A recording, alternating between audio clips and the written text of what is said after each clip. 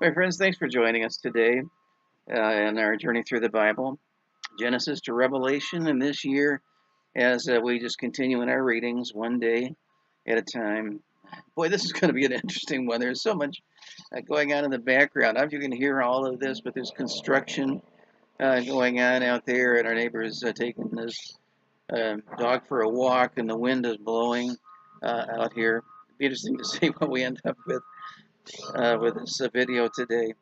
But our reading for today was in Proverbs chapter 16 to 19.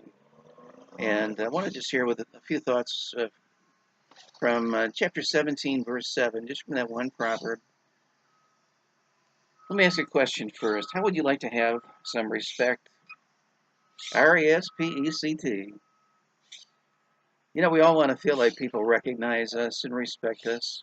But here's the problem. Respect isn't just something you automatically receive. Respect has to be earned. And if you want to earn respect, my friend, you have to do things that earn respect. Now, Solomon, the author of Proverbs, was someone who knew all about respect. He was one of the most highly respected people in the world. He was so respected, people would come from all over just to sit at his feet and to learn from him and sample his wisdom. If anybody would know how to earn respect, I think it would be Solomon. And one of the things he tells us is that if you want respect, you need to speak with integrity. And that comes out of this proverb. It goes like this: excellent speech becometh not a fool, much less do lying lips a prince. So he starts out talking about someone who's a fool. And by the word, when Proverbs talks about a fool, he's not insulting anyone. God does not demean people in that way. If he says you're a fool, you are a fool. There are 5 different Hebrew words translated fool in Proverbs, and none of them have to do with a person's intelligence or his IQ. That has to do with his character. Now, this type of fool is the committed fool. The Hebrew word is nabal. Someone with a defiled conscience, a reprobate with a deluded mind, somebody who's skilled at arguing for evil. But his problem is, no matter how well he speaks, and no matter how clear his argumentation is, and what he sounds like at the end of the day, he is still a fool. It doesn't change anything. That's what it means when it says, excellent speech becometh not a fool. It doesn't work. But then he goes on to say, much less do lying lips a prince. So you get the fool on one hand and the prince on the other hand. The prince in this verse is someone who's noble in character, someone people look up to with respect. He's respected because he's someone people can trust. He's a man of integrity. That's why he says lying lips don't work for a man with a reputation, a prince. The people we look up to and respect, like a prince, should have integrity in what they have to say. We admire people who are noted for truthfulness in their speech, don't we? Like Jesus, for example, truth personified. He said, I am the truth, which is beyond just saying I have the truth or I tell the truth. I am the truth, and he is. But integrity involves more than honesty. It also involves dependability.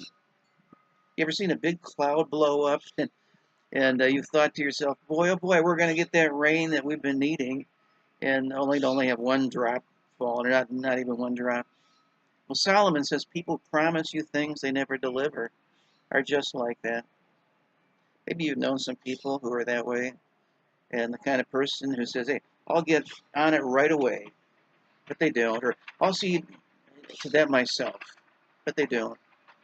I'll return it as soon as I'm done with it, or I get a raise, I'll start tithing, or hey, I'll start my diet tomorrow. I said that myself a few times. Solomon says, listen, if you want people to look up to you, you've got to have integrity in your speech. Have you known people like that? I had a deacon once on our deacon board who was a man like this. His name was Dave. And he was the kind of person where if he said he was going to do something, I could just cross it off my list. I didn't have to worry about it because if Dave said he's going to do it, he's going to do it. I know that 100% of the time. If we have a meeting, I know he's going to be there, and he'll be there on time. In fact, one time I told Dave, if you ever don't show up, I'm going to call 911 because I know you've got to be in a ditch someplace. I mean, he is that reliable and that dependable. Isn't it a breath of fresh air to know people like that? That's the kind of person who earns respect. And you can be that kind of person, my friend. You want to earn respect? You got to learn to speak with integrity, mean what you say, tell the truth, and to be reliable, to deliver on what you have to say. Telling the truth, delivering what you promise, that's the first step in earning the respect that you would like to have. Well, think about that today, my friends, from Proverbs. And stay in the Bible, keep reading. Tomorrow our reading is in Proverbs chapter 20 to 22. And so read those. And I look forward to being back with you again with a word from Scripture. Have a great day, folks. I'll see you soon.